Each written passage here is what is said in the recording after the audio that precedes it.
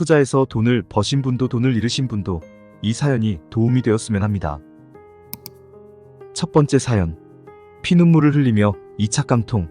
아빠가 미안해. 소주 한 잔 마시고 퇴근하니 딸이 아빠에게 피자를 사달라고 애교를 부리며 방긋 웃는 모습을 보았습니다. 그 순간 가슴속에서 왜 이렇게 눈물이 나는지 모르겠습니다. 어쩔 수 없이 퇴직하고 퇴직금 8,500만 원을 작년 9월에 8개월 만에 370만 원으로 만들면서 1차 깡통이 찼습니다. 그때 아내와 서로 부둥켜 안고 많이 울었습니다. 절대 주식은 다시 손대지 않겠다고 다짐했지만 직업이 마땅히 없어 전업투자라는 마지막 기회를 애엄마에게 부탁하며 전세로 이사했습니다. 남은 돈 6,500만 원을 가지고 11월에 다시 시작했는데 오늘부로 2차 깡통이 찼습니다. 전 재산의 70%를 주식에서 날리면서 맞벌이로 초등학생 아들, 딸만 남기고 자식 둘만 덩그러니 남았습니다. 아침에 부부가 함께 마음이 무거워서 계속 전화하는 애엄마의 모습이 부끄럽고 퇴근하면 아빠, 엄마가 이 세상에서 최고인 양 반갑게 맞아주는 사랑스러운 자식들에게 제대로 가장 노릇도 못한 제 자신이 너무나도 부끄럽습니다.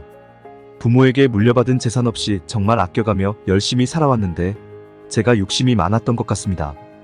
주식판을 이제 영원히 떠날 수 있도록 노력하겠습니다. 10년 넘게 끊었던 담배도 한 달 전부터 다시 피우고 있습니다. 정말 피눈물이 나고 속에서 울분을 삼키려니 너무 힘듭니다. 인생에서 많은 대가를 지불하고 많은 것을 배우고 갑니다. 성투하시고 인생에서 자기 자신과 건강, 가족의 화목이 최우선이라는 것을 깨닫고 갑니다. 108번 뇌는 욕심에서 비롯된다는 불교의 진리를 배우고 갑니다. 참고로 불교 신자는 아닙니다. 두 번째 사연. 30살 주식으로 꿈과 야망이 녹아내리다. 저는 30살입니다. 올해 여름쯤 주식에 손대서 8천만 원이었던 자금이 오늘은 4만 원밖에 남지 않았습니다. 처음에는 꿈과 야망을 가지고 시작했죠. 우량주로 시작하고 욕심을 부리지 말고 한 달에 용돈벌이만 하자고 생각하며 스타트를 끊었습니다. 하지만 사람인지라 욕심이 생기더군요. 처음 한 달 동안 1,200만 원을 잃고 나니 복구해야겠다는 생각에 ELW라는 것을 시작했습니다. 주식에 대한 지식이 전혀 없는 제가 ELW를 우량주 사듯이 2천만 원을 한 번에 사고 만기일 3일 남은 것에 승부를 걸었습니다. 한 번만 맞으면 대박이라고 생각했죠. 그러나 저에게는 쓰디쓴 아픔만 남았습니다. 돈을 잃자 직장에 나가도 온통 잡생각뿐이었고 8년을 만난 착한 여자친구와의 시간도 온통 주식 생각으로 가득 차 있었습니다. 남은 재산은 차밖에 없었고 다음날 차를 팔고 다시 주식에 손을 댔습니다. 이번엔 신중하자고 다짐했지만 결과는 똑같았습니다. 마음이 급해지니 단타를 하게 되었고 돈을 잃는 시간이 빠르게 지나갔습니다.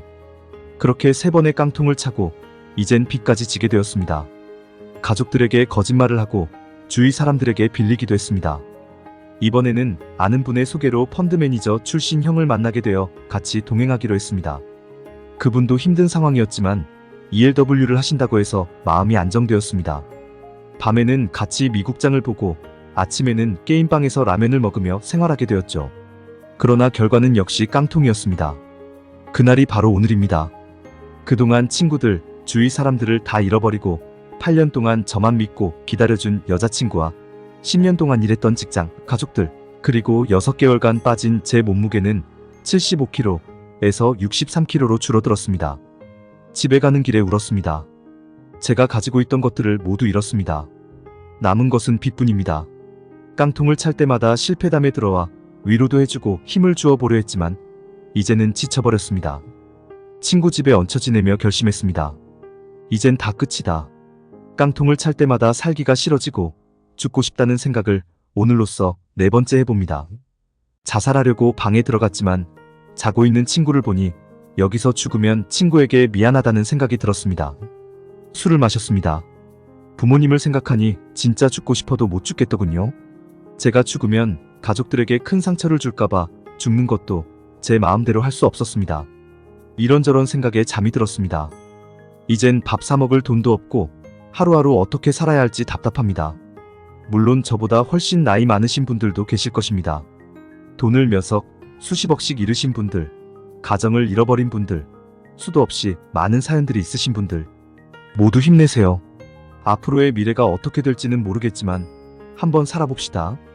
인생에서 돈이 전부는 아니잖아요. 현실을 인정하기는 힘들겠지만 적응될 것입니다. 전 이젠 돈이 없어 주식은 못하지만 자주 팍스넷에 들어와 저 같은 분들께 힘을 드리려고 합니다. 여러분, 진짜 힘내시고요.